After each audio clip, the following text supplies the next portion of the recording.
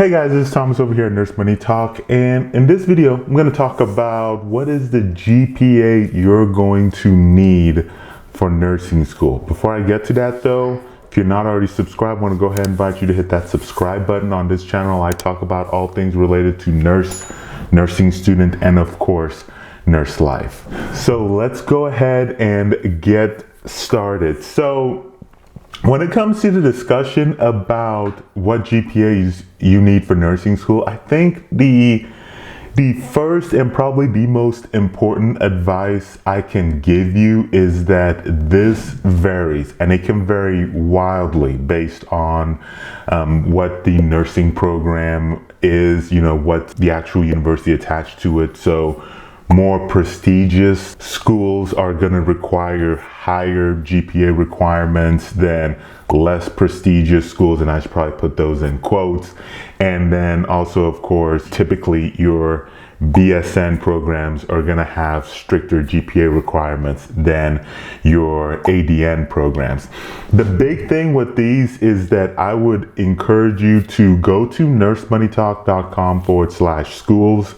Find the school that you're interested in, and then talk to an academic advisor there, and then see what is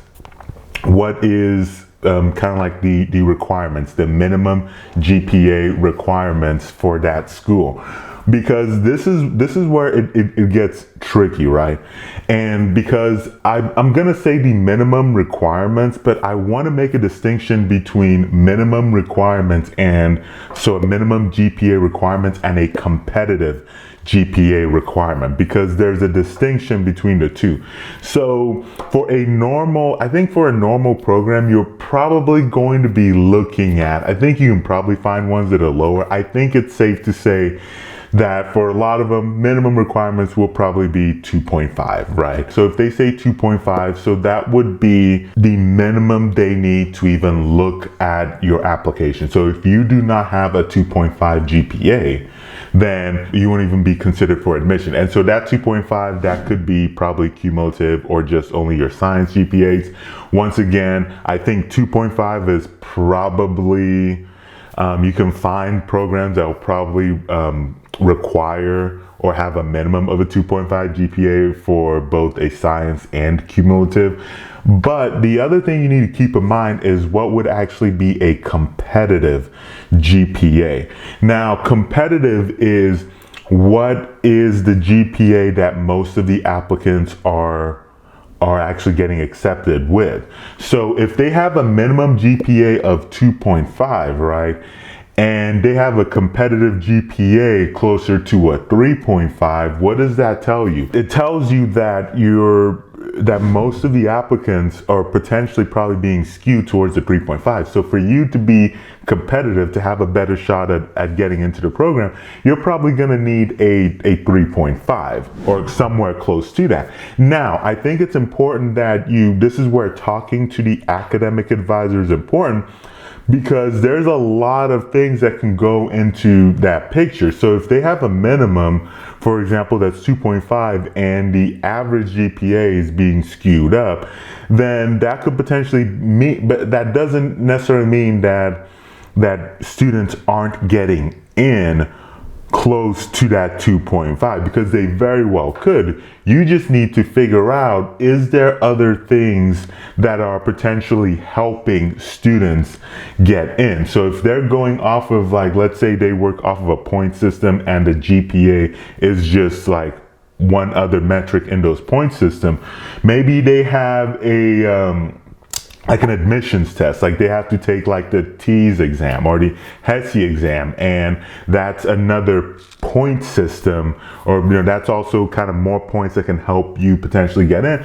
Then that might tell you, like, okay, so I'm not strong in the GPA, but I can go study really hard, do really well on the entrance exam, and then be able to potentially get in that way.